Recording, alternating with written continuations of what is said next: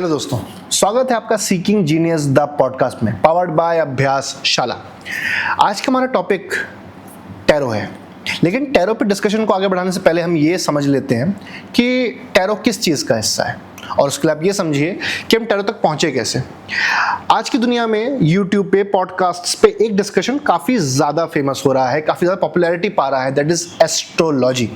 Astrology एक तरीके का प्रेडिक्टिव साइंस है जो खुद में ऑकल्ट साइंस का एक हिस्सा है। आई रिपीट, एक हिस्सा। इस ऑकल्ट साइंस का एक और हिस्सा है, एक और पार्ट है, दैट इज टैरो। सो क्या इस पे इतने डिस्कशंस हो रहे हैं? I think not. क्या इसके बारे में लोग इतना जानते हैं? I think not. सो आज का हमारा टॉपिक और आज का हमारा डिस्कशंस टैरो पे है।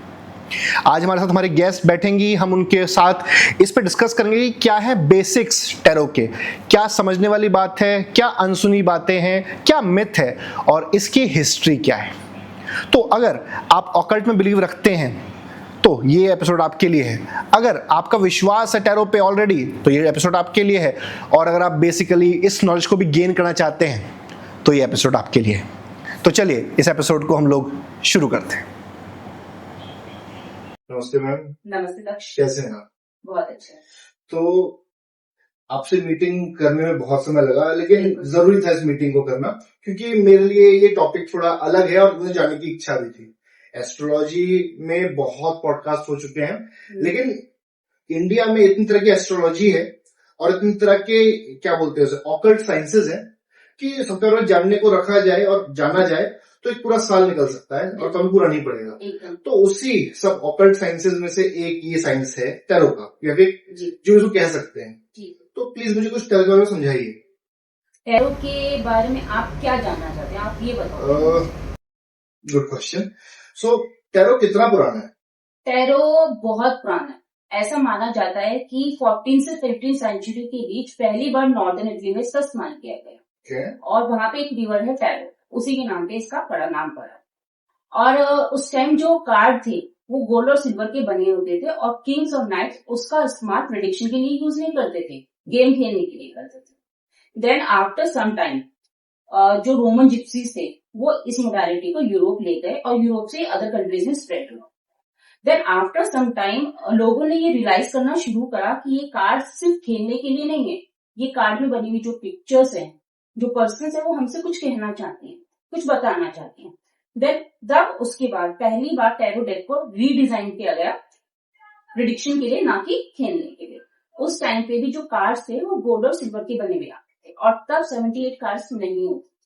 टैरो तो इसमें 78 कार्ड्स होते हैं? हाँ जी, 78 इस वाले डेक में 78 होते हैं।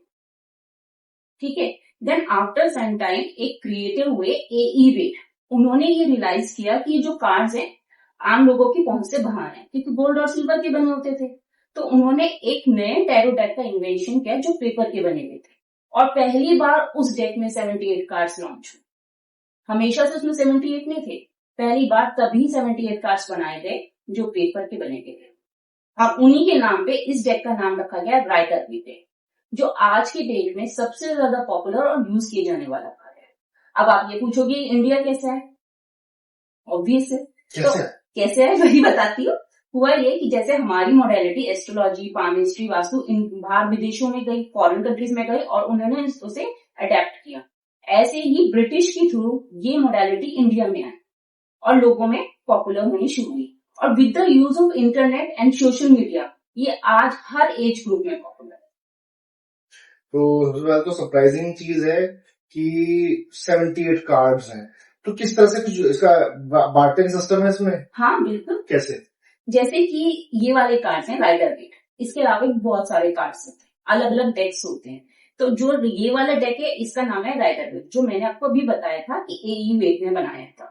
इसमें दो तरह के डिविजन्स होते हैं, major arcana and minor arcana. जो मेजर अरकाना है उसमें 22 कार्ड्स होते हैं और माइनर में 56 कार्ड्स होते हैं। मेजर अरकाना जो है किसी भी परमानेंट सिचुएशन और आपकी लाइफ को बताते हैं, आपकी पर्सनालिटी को बताते हैं। और जो माइनर अरकाना कार्ड्स हैं वो टेम्परेरी सिचुएशंस को बताते हैं कि आपकी लाइफ में अगर आपको कोई व्हीकल लेना है, आपको प्रॉपर्टी लेना है, आप कब तक ले सकते हो नहीं ले सकते हो। और जो मेजर होते हैं वो एक मेजर चेंज के बारे में बात करते हैं। आपकी लाइफ में क्या बड़ा ट्रांसफॉर्मेशन होने वाला है, आप किस फेज से गुजर रहे हो, आपकी लाइफ का कौन सा पार्ट चल रहा है, वो मेजर बताता है। और माइनर में उसके बाद भी सब डिविजन हैं। हर माइनर कार्ड में 4 तरह के सूट्स हैं। 4 तरह के सूट्स में एक होता है वॉन्ड्स, एक होता है स्वॉर्ड, एक होता है कप और एक होता है पेंटिकल्स। हर एक सूट में 10 कार्ड्स और उस कार्ड में भी हर सूट में भी आगे 4 कोड कार्ड्स और हैं, यानी 4 वॉन्ड्स के 4 सूट्स के। कोड कार्ड मतलब वो किंग क्वीन ये वाले? जी, king, queen, knight and page card. Knight and page, page यानी बच्चा, knight means young, king means राजा और क्वीन मीन्स रानी। जैसे एक फैमिली होती है, ऐसी हर सूट में एक फैमिली है, यानी वॉन्ड्स की अलग फैमिली है, स्वॉर्ड की अलग फैमिली है, कप की अलग फैमिली है और पेंटिकल्स की एक अलग फैमिली। मेजर और माइनर में अब मैं आपको एक डिफरेंस और बताऊंगी। जो मेजर कार्ड है उनपे एक नंबर और एक नाम डिनोट होता है, ठीक है, और माइनर में सिर्फ एक नंबर होता है, ठीक है ना। बस माइनर में एक चीज है, जो पहला कार्ड होता है, फर्स्ट कार्ड होता है माइनर का, उसमें एस लिखा हुआ होता है, एस मीन्स 1। उसके बाद 2, 3, 4 इस तरह से डिनोट है नंबर के साथ, उसमें नाम नहीं है। मगर मेजर में हर एक कार्ड का एक अपना पर्टिकुलर नाम है विद अ नंबर। अच्छा, so if I am getting this straight, minor में सूट्स में डिवाइडेड है और वो हर एक कार्ड उस सूट के नाम से पहले जाना जाता है। जी बिल्कुल। लेकिन जो मेजर है उसमें 22 कार्ड टोटल है और हर एक कार्ड का एक इंडिविजुअल स्पेसिफिक नाम है, स्पेसिफिक नाम और नंबर। नाम और नंबर। तो क्या आप एक एक करके ये 22 कार्ड वालों समझा सकते हैं? बहुत शॉर्ट में भी चलेगा। ठीक, पहला कार्ड है 0, जो कि फूल का कार्ड है, ओके, जो हमारी लाइफ की शुरुआत है जब हम पैदा होते हैं। Okay, second one, number card 1, magician. Right, ये 0 था तो ये 1, ठीक है, ठीक है, okay. Number 2, the high priestess. Number 2, high priestess. Number 3, empress यानी कि रानी, एक mother. Number 4, the emperor means a father. उसके बाद हम स्कूल जाते हैं तो हमें कौन मिलता है, एक टीचर। नंबर 5, द हायरोफेंट यानी एक टीचर, अ गुरु। ओके, देन हम अपने यंग एज में आते हैं और नंबर 6 का card, lover. Number 7, the child, जब हम अपने काम के लिए निकलते हैं, वर्किंग के लिए निकलते हैं और ट्रैवलिंग के लिए निकलते हैं। Number 8, the strength. Number 9, the hermit. Number 10, the wheel of Fortune. यहाँ पे आगे हमारी लाइफ का एक फेज कंप्लीट हो जाता है। अच्छा, नंबर कौन सा था ये? Number 10, the wheel of fortune. Then हम थोड़े और मैच्योर होते हैं, हमें डिसीजंस लेने की पावर और अच्छी हो जाती है। Then the justice, card number 11। Number 12, the hangman. Number 13, the death card. तो मतलब डेथ कार्ड है तो डेथ नहीं, इसमें डेथ का मतलब फिजिकल डेथ नहीं है। Sometimes it physical death. हाँ, अगर अभी मेरे पे आप एक 80-90 का कोई पर्सन है, कोई अपने फादर की क्वारी लेकर आता है कि मेरे फादर 85-90 के हैं और उनकी हेल्थ खराब है, क्या उनका सर्वाइवल के चांसेस हैं, और डेथ कार्ड आ जाता है, तो हो सकता है कि अब उनकी फिजिकल डेथ होने का। नॉर्मल में फिजिकल डेथ नहीं मानती, द डेथ का कार्ड का मैं मानती हूँ death of an emotion, death of something harsh. तो एक नई चीज की शुरुआत, वहां से एक नई चीज की शुरुआत हुई होती है। तो कभी डेथ कार्ड को देख के घबराना नहीं चाहिए। नेक्स्ट है the temperance, card number 14। The devil, card number 15। 16, the tower. Card number 17, the star. Card number 18, the moon.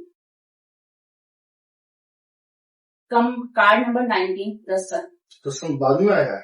हाँ जी, मुझे ज्यादा सन पहले आएगा। मून के बाद सन इसलिए आया है क्योंकि मून हमारी इमोशंस को दर्शाता है और द सन हमारी विक्ट्री को बताता है। हमने किसी चीज को वन किया, क्योंकि जब हमारे साथ कोई बड़ी प्रॉब्लम आनी तो हम इमोशनली वीक हो जाते हैं एक टाइम आके, और जब हम उस प्रॉब्लम से निकलते हैं तो कैसा अच्छा फील करते हैं, तो वो द सन बताता है।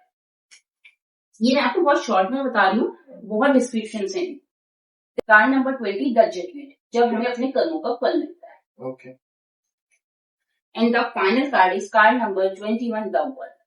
Completion of a life, of a something, और यहाँ से हम एक नया रीबर्थ लेते हैं, हमारी फिर से एक नई शुरुआत होती है द फूड से।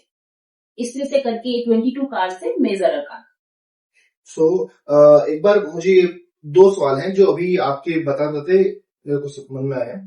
पहला तो ये कि आपने बोला कि अगर कोई लड़का लड़की या कोई आदमी अपने फादर के बारे में इंक्वायरी करने आया है, डेथ कार्ड आया है जी, तो उसका मतलब है कि उनकी हेल्थ को मेजर इशू हो सकता है, something like that. Exactly, but आपके सामने जो क्लाइंट आया वो अपने फादर के बारे में पूछ रहा है, जी, वो खुद उनके फादर नहीं आया, तो आप उनके दौरान कैसे प्रिडिक्ट कर सकते हैं? क्योंकि वो उनके जो लड़का आया है, जो पर्सन आया है, वो अपने फादर के बारे में पूछना आया है, तो वो उन्हीं का वंश, उन्हीं का डीएनए से है, तो उन्हीं की एनर्जी कहीं ना कहीं उनमें शिफ्ट हो रही है।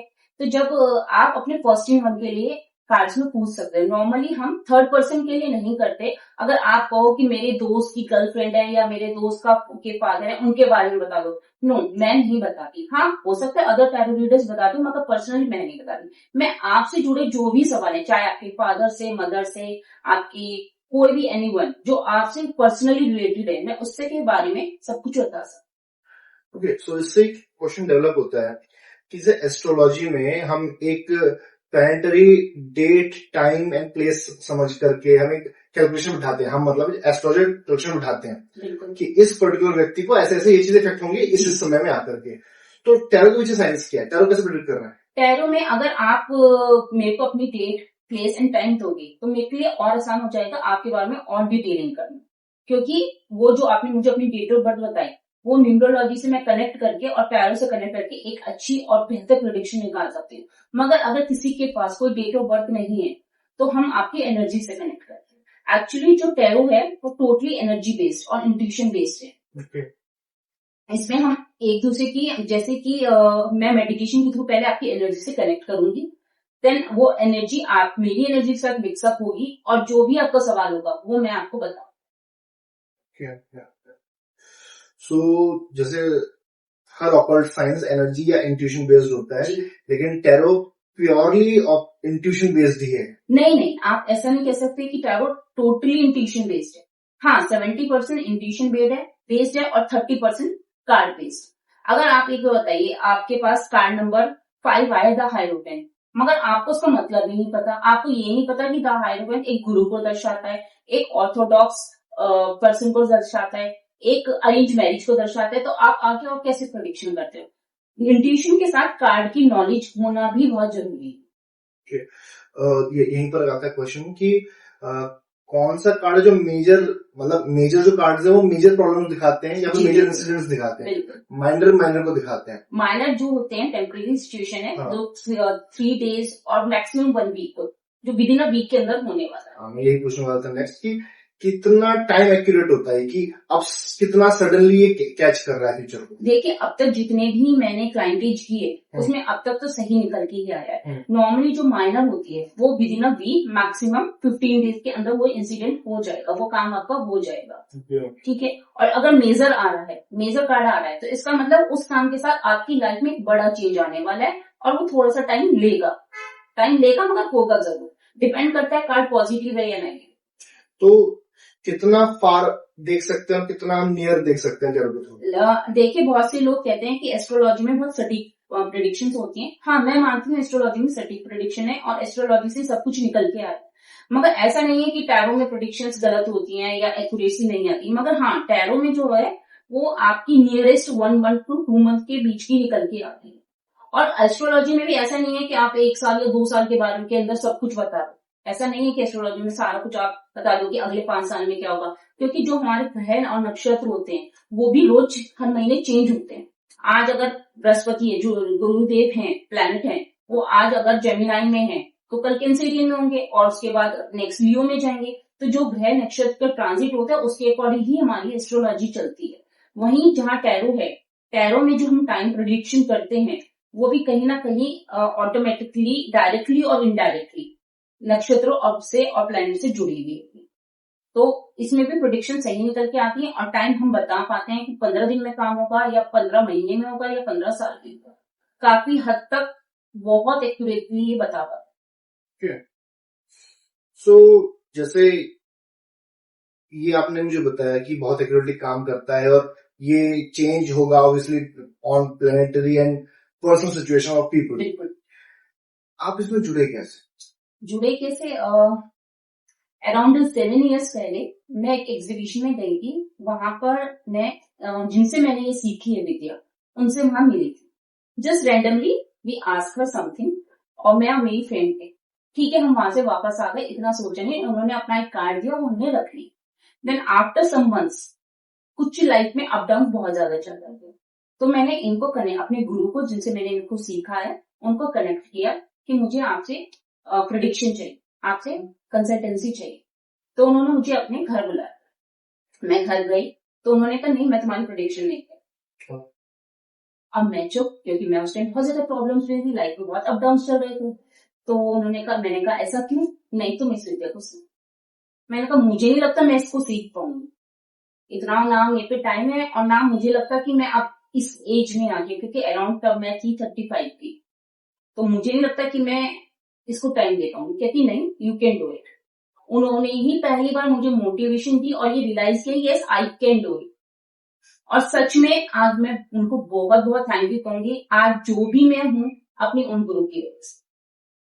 ये क्वेश्चन में उठाने का वजह ये था, जैसे आपने अभी कहा कि जो आप रिजल्ट प्रेडिक्ट करते हो सामने वाले के लिए, वो डिपेंड करता है कि कैसा प्लैनेटरी मोशन चल रहा है और क्या पर्सन सब्सटेंसेस हैं, क्या सर्कमस्टेंसेस चल रहे हैं, क्या पर्सन एनर्जीज लेके आया, क्या पर्सन एनर्जी लेके आया है। You being a normal person, और आपको मैं जानता हूँ काफी समय से कि एक आप लोगों के सामने नॉर्मल हाउसवाइफ है। अभी आप उभर के आ रहे हो as astrologer, as an tarot card reader. So ऐसा मैंने सुना है कि हर कोई ऑकल्ट साइंसेज नहीं चुनता है, ऑकल्ट साइंसेज लोगों को चुनती है। एग्जैक्टली, बिल्कुल आपने सही किया। हम इस मोडालिटी को, चाहे टैरो रीडर हो, चाहे एस्ट्रोलॉजी हो, चाहे रेकी हीलिंग हो, हम उसे नहीं चुनते। वो हमारी डेस्टिनी में ऑलरेडी लिखा हुआ होता है, वो हमें चुनता है। मेरा ये बिलीफ सिस्टम है कि हम कभी ना कभी किसी पास्ट लाइफ में भी ये लगे होंगे, एक ज्योतिष या फिर कोई और रीडर या हीलर, तभी हम इस जन्म में भी इस चीज को आगे बढ़ा। So coming back to the question and theory, कि क्या प्रिडिक्शन को हैम्पर करते हैं आपके खुद के इमोशंस भी? अगर आप ट्रबल्ड हैं तो क्या ऐसा हो सकता है या होता है कि आप जो प्रिडिक्शन दे रहे हो वो सडनली बहुत अलग आ रही हो, जो रिजल्ट नहीं हिट कर पा रही हो? क्या ऐसा भी होता है? हाँ, ऐसा होता है। हमें ये सबसे पहली चीज सिखाई गई थी कि अगर आप इमोशनली डाउन हो, then not to do reading at that time. हाँ, हमें मैं फीवर है या मेरी चोट लग गई है, मतलब मैं फिजिकली अगर मेरे को कुछ दिक्कत है तो आई कैन डू, क्योंकि इस टाइम मेरी एनर्जीज डाउन है। जब हम इमोशनली डाउन होते हैं तो एनर्जीज भी डाउन होती है।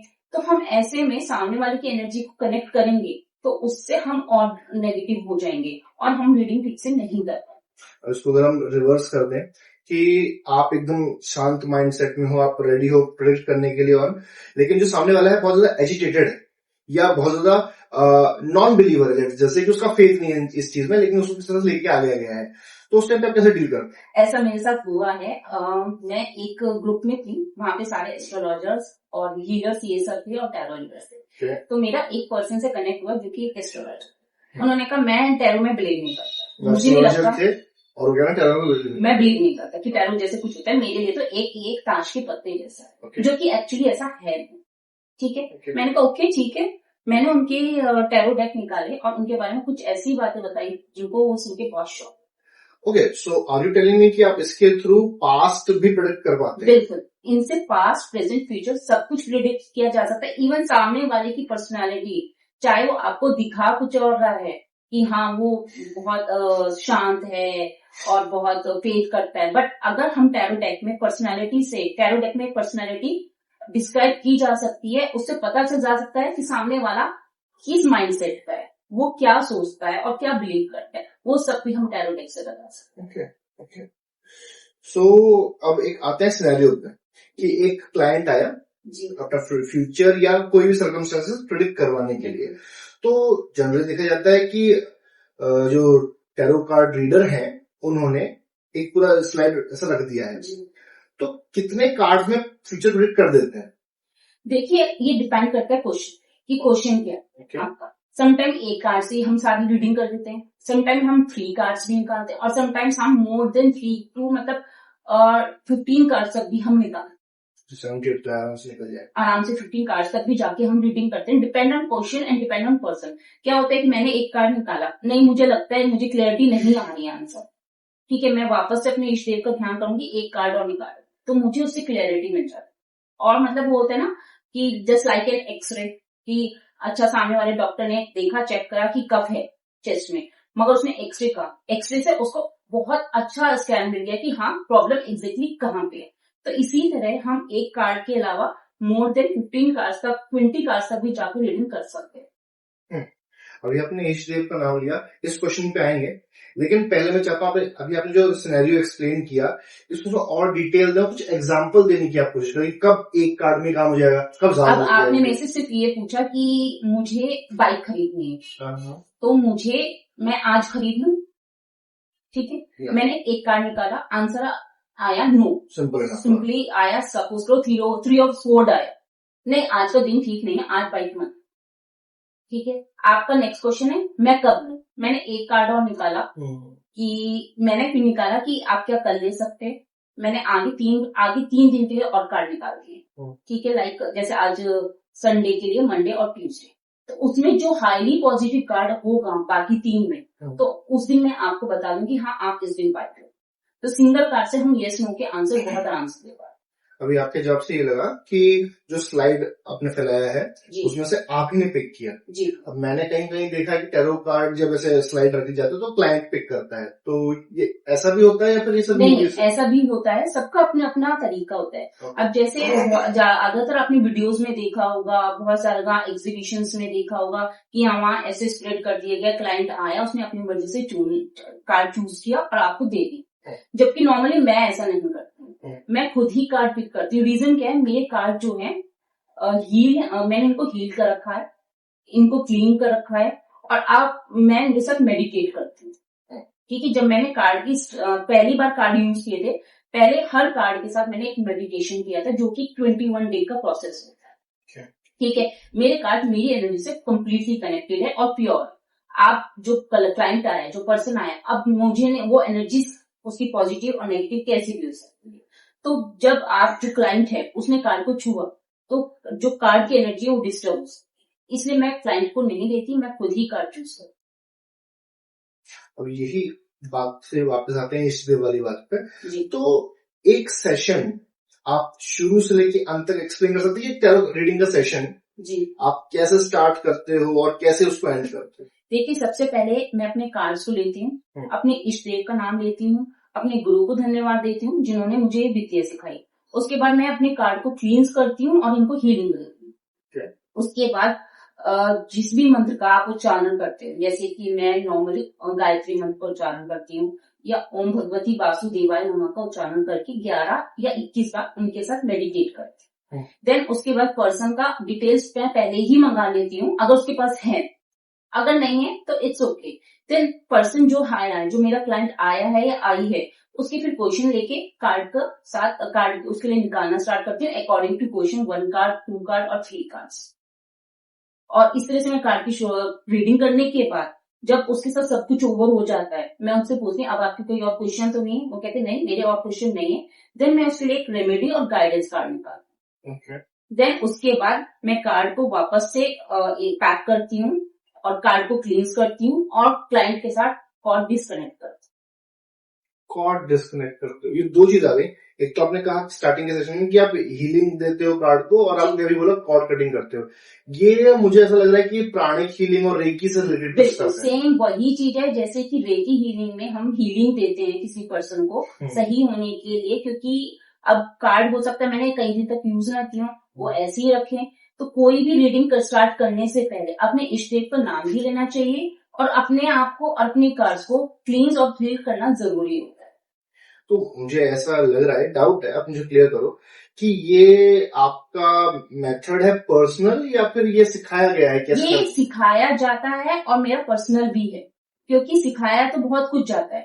अब मैंने क्या अडेप्ट किया और सामने वाले ने, मेरे बैचमेट ने अलग तरह से अडेप्ट किया होगा, सबके अपने अपने तरीके हो जाते हैं, मगर सिखाया जाता है कि हाँ अपने कार्ड को क्लींस और हील करना बहुत जरूरी होता है, इनके साथ मेडिटेट करना बहुत जरूरी होता है, तभी आप किसी के लिए रीडिंग एक्यूरेट कर पाए। एक्यूरेट रीडिंग कर पाओ।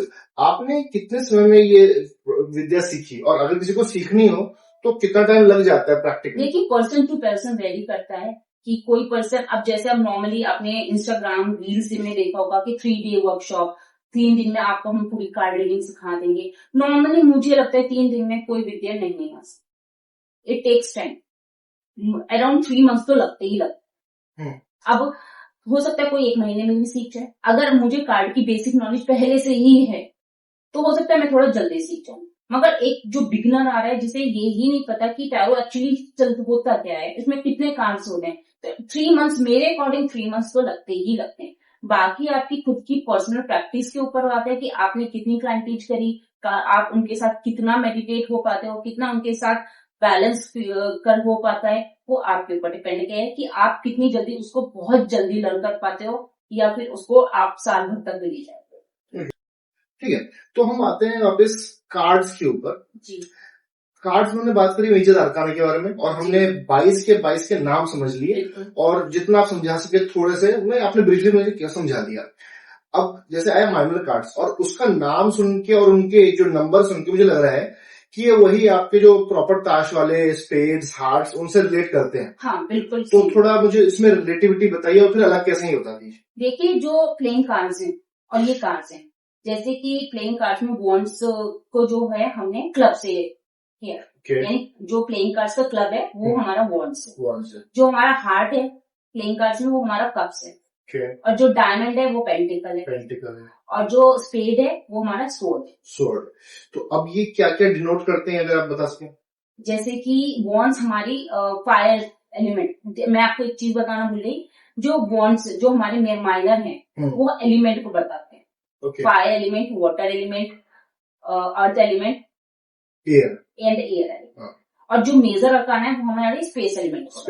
5 एलिमेंट होते हैं, 5 एलिमेंट है, मैंने आपको बता दिया। वॉन्ड्स फायर, ठीक है, कप हमारा वाटर हो गया, पेंटिकल्स हमारा अर्थ हो गया, एंड स्वॉर्ड हमारा एयर हो गया। ठीक है, ये 4 एलिमेंट बताते हैं। अब जैसे वॉन्ड कार्ड आया, वॉन्ड कार्ड निकला, कोई भी वॉन्ड कार्ड निकला तो वो वॉन्ड्स हम ले लेते हैं।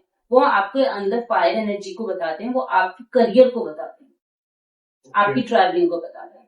कप कार्ड आपके इमोशंस को बताते हैं, आप डिप्रेशन में तो नहीं हो, आपको एंजाइटी तो नहीं है, आप इमोशनली क्या फील करते हो।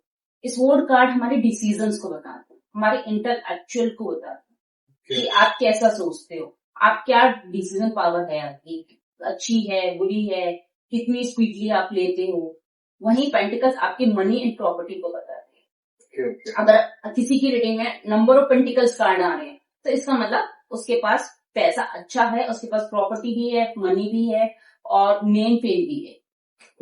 बट अभी इस आंसर से ऐसा लगा कि ये तो आपने जब स्लाइड्स देखे तो ये पर्सनैलिटी बेस्ड आंसर हो गया, बट अगर वो सर्कमस्टेंस बेस्ड क्वेश्चन करके आया हो, जैसे कि I am going to propose a girl, ठीक है, ये लेके आया वो, और फिर इसी में से आ गया, फिर जैसे कि यही सेम क्वेश्चन आपने जैसे बोला अभी कि मैं प्रपोज करने वाला हूँ, क्या मुझे करना चाहिए नहीं, आपने कार्ड निकाला यस और नो आ गया, लेकिन अगर माइनर अरकाना में आया तो माइनर अरकाना में भी यस नो किया जा सकता है। माइनर अरकाना में आप सपोज करिए 3 ऑफ स्वॉर्ड नहीं प्रपोज नहीं करना चाहिए, क्योंकि जो भी है आपका सिर्फ आपका एक इन्फैक्चुएशन है, ट्रू लव नहीं है, इमोशंस नहीं है।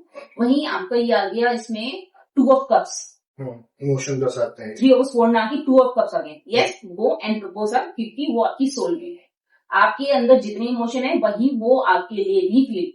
पेंटिकल्स है तो मनी माइंडेड हो गया। हाँ, जस्ट लाइक पेंटिकल्स आ गया। पेंटिकल का भी हर कार्ड, हर नंबर का कार्ड अलग अलग चीजें डिनोट करता है। लाइक अगर सपोज करिए 9 ऑफ पेंटिकल्स आ, जिसमें एक वुमन खड़ी है और 9 पेंटिकल्स उसके आसपास है, ठीक है, लड़की आपके पैसे के लेके अट्रैक्टेड, वो मनी माइंडेड है, तो आप प्रपोज कर लो, बट सोच समझ के करना। बट ये रिश्ता जरूरी नहीं है कि लॉन्ग टर्म हो जाए।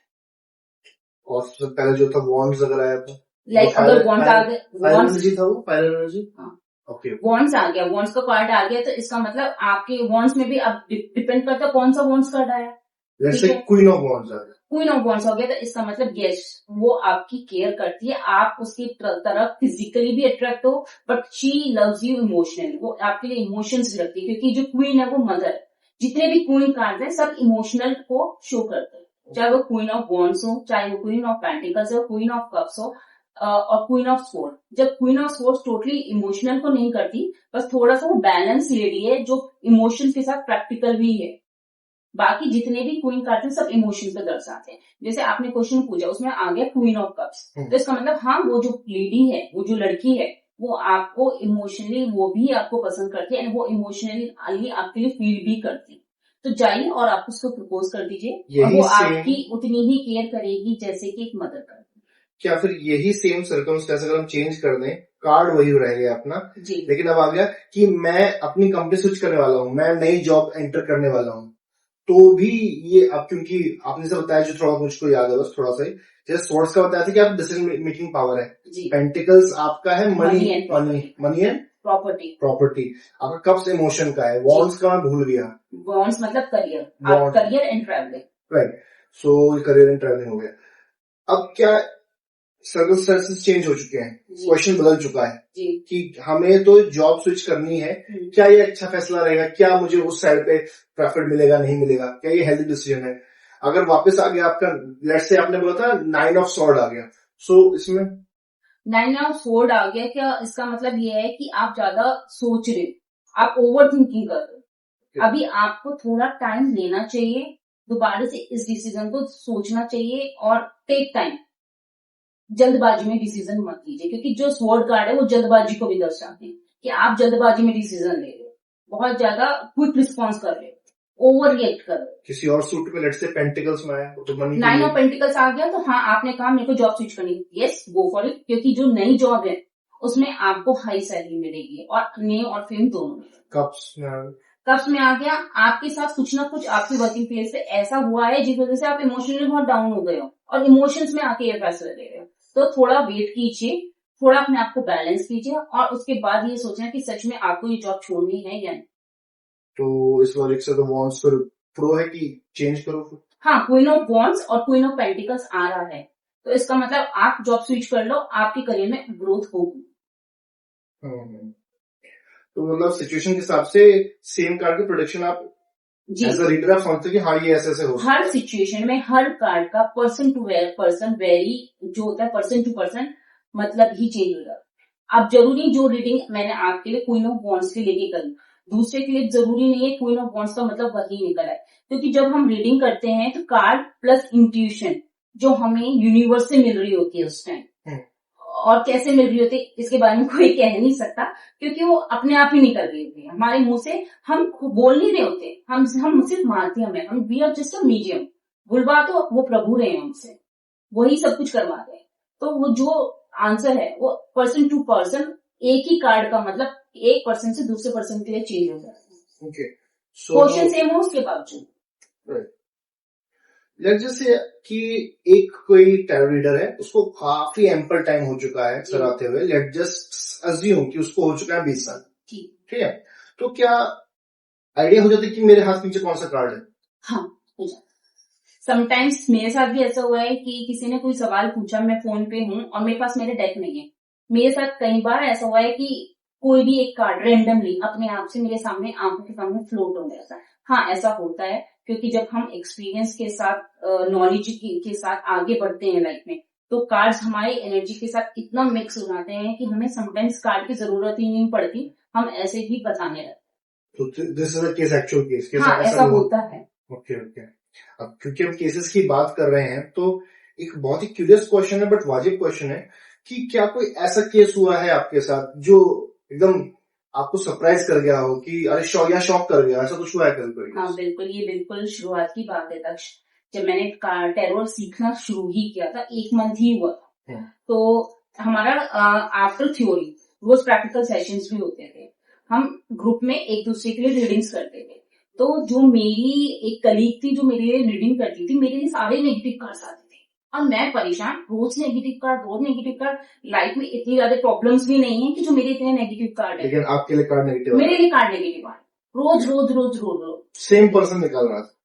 नहीं, हर बार अलग अलग पर्सन। चलो ओके, हर बार अलग अलग पर्सन निकाल लेते और हर बार नेगेटिव कार्ड्स आ रहे, कभी मेजर में कभी माइनर में, सारे नेगेटिव होते। और मैंने सोची लाइफ में इतना ज्यादा कुछ खराब नहीं था मेरी कि जो इतने नेगेटिव कार्ड हैं, और ऐसा कुछ था भी नहीं कि कुछ होने वाला था।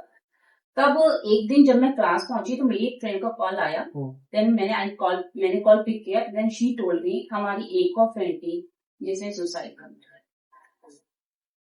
देन उसके बाद मेरे आफ्टर डेथ केस, उसके बाद मेरे लिए जैसे और रीडिंग्स रोज ही होती थी, हम एक दूसरे से करते थे, नेगेटिव कार्ड का आना बंद था। आफ्टर 1 ईयर जब मैंने खुद इसमें एक्सपीरियंस गेन कर लिया, देन आई रियलाइज कि वो कार्ड नेगेटिव क्यों, वो उसकी डेथ को दर्शा। वो आपके थ्रू उनकी डेथ को दर्शा रहे थे? जी, क्योंकि वो फ्रेंड मेरे साथ बहुत कनेक्टेड थी। ओके। और जिस दिन उसकी डेथ हुई थी उससे एक दिन पहले उसने मुझसे बात की थी काफी देर, जबकि नॉर्मली वो करती नहीं थी। शी इज अ वर्किंग, तो वो मेरे साथ नॉर्मली बहुत देर तक बात नहीं करती थी। तो वो काफी क्लोज फ्रेंड थी और वो मेरी क्लोज फ्रेंड होने की वजह से कहीं ना कहीं मेरी एनर्जी में रही होगी। तो वो उसकी डेथ को दिखा रहे थे, उस चीज को दिखा रहे थे। तो वो मेरे लिए बहुत सरप्राइजिंग और शॉकिंग था। हाँ, उस टाइम मुझे बहुत शॉक लगा उसकी डेथ, मगर मैं चीजें समझ नहीं पा रही थी। ये चीजें मुझे 1 साल बाद समझ में आई जब मैं खुद एक टैरो कार्ड रीडर बन गई और लोगों के लिए रीड करना शुरू किया। तब मुझे ये समझ में आया कि ऐसा क्यों हुआ था मेरे साथ। तो मैम इस सिचुएशन से चला पता कि जब आपकी ट्रेनिंग हो रही थी जी, तो आप एक दूसरे को रीडिंग दे रहे थे और आपको लगातार आपके लिए बैड कार्ड्स आ रहे थे। आपने बोला कि मेजर में भी नॉट बैड, आप बैड वर्ड यूज ना करो, negative. Okay, so negative cards show हो रहे थे, जी। माइनर में भी मेजर में भी। तो क्या एक बार आप क्विकली एक बार रिव्यू दे सकते हो कि कौन से कार्ड बैड है, सॉरी कौन से कार्ड नेगेटिव है, कौन से कार्ड पॉजिटिव है और कौन से कार्ड न्यूट्रल है, किस सिचुएशन से सबसे पलट सकते हैं? देखिए, पहले तो मैं आपको एक चीज कहूंगी, मेरा जो अब तक का एक्सपीरियंस है, हालांकि जब आप सीखने जाते हैं तो आपको कहा जाता है ये येस कार्ड है, ये नो कार्ड है, ये नेगेटिव है, ये पॉजिटिव है। मगर मेरा ये मानना है कि जिस तरह से हर प्लैनेट या हर इंसान बहुत अच्छा और बहुत बुरा नहीं होता, इसी तरह हर कार्ड कंप्लीटली पॉजिटिव और कंप्लीटली नेगेटिव नहीं होता। डिपेंड होता है सिचुएशन पे, आप क्या फील कर रहे हो उस पे भी करता है। मगर फिर भी बेसिकली जो हमें पढ़ाया जाता है, जो हमें समझाया जाता है कि कौन सा पॉजिटिव है, कौन सा नेगेटिव है, कौन सा येस है, कौन सा है, उसके बिहाफ पे मैं आपको बहुत क्विक रिस्पॉन्स दे देती हूँ। पहला द फुल पॉजिटिव का, ओके, बट टाइम के अकॉर्डिंग इनकी चीजें चेंज हो जाती हैं। अगर आप मुझसे टाइम के बारे में पूछोगे तो उसका आंसर फिर बदल जाएगा। पॉजिटिव है बट टाइम के अकॉर्डिंग चीज बदल जाएगी। ये एब्सोल्युटली बैड नहीं हो सकता। नहीं, बिल्कुल एब्सोल्युटली बैड हो सकता है पर्टिकुलर कंडीशन में। मतलब अगर मान लो कोई मेरे पे पेरेंट आए कि मेरा बच्चा जो है एडिक्शंस में है, वो बहुत ज्यादा अल्कोहल लेने लगा है या ड्रग्स लेने लगा है और ये कार्ड आ गया, तो मैंने कहा कि उसकी कंपनी जो है बैड है, जिस वजह से वो गलत रास्ते है। मैंने कहा ना, क्वेश्चन टू क्वेश्चन डिपेंड कर जाता है, पॉजिटिव और नेगेटिव का मीनिंग भी बदल जाता है। लेकिन ओवरऑल गुड में है, ओवरऑल गुड में ये पॉजिटिव है, ऑलवेज पॉजिटिव। क्या है ये? The magician, always positive. Okay. The high priestess highly positive है, हाईली पॉजिटिव है। बट अगर यहाँ आप बिजनेस पॉइंट ऑफ व्यू से पूछोगे तो कई बार ये नेगेटिविटी भी दिखाता है। The emperor positive, the sorry वो मैं आपको गलत बोल गई, वो द एम्प्रेस था। एम्प्रेस पॉजिटिव है, empress positive, emperor positive, a business person, ये बहुत एक बड़े बिजनेसमैन को बताता है। The hierophant positive, the lovers obvious positive, highly positive. इसका लेकिन नेगेटिव हो सकता है, नेगेटिव नहीं होता इसका ज्यादा चांसेस नहीं रहते। नहीं। द चैरियट पॉजिटिव, दिखा दो मुझे तो नहीं दिखा। हाँ ठीक है, the chariot positive, okay. The strength positive, okay. The hermit depend on the situation positive होने, okay. The wheel of fortune highly positive, depends on your karma. हाँ, अगर आपने कर्म खराब है तो ये आपके लिए नेगेटिविटी भी wheel of Fortune, right.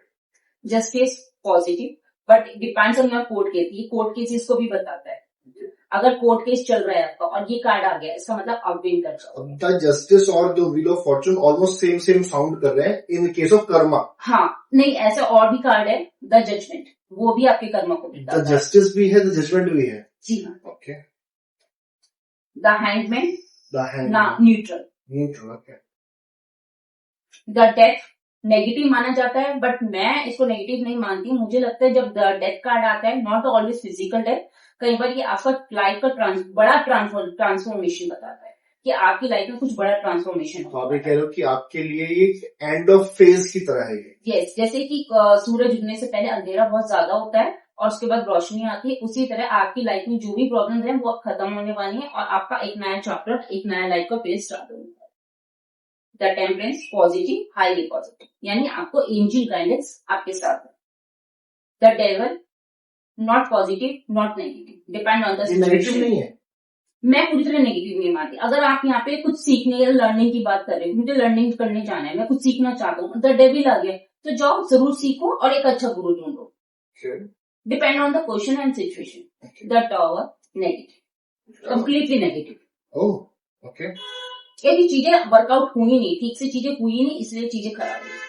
The star highly positive, the moon negative, बल्कि मैं इसे न्यूट्रल मानूंगी। द मून आपकी डिप्रेशन और एंजाइटी को भी बताता है। The sun highly positive, highly positive. The judgement positive, the world highly positive.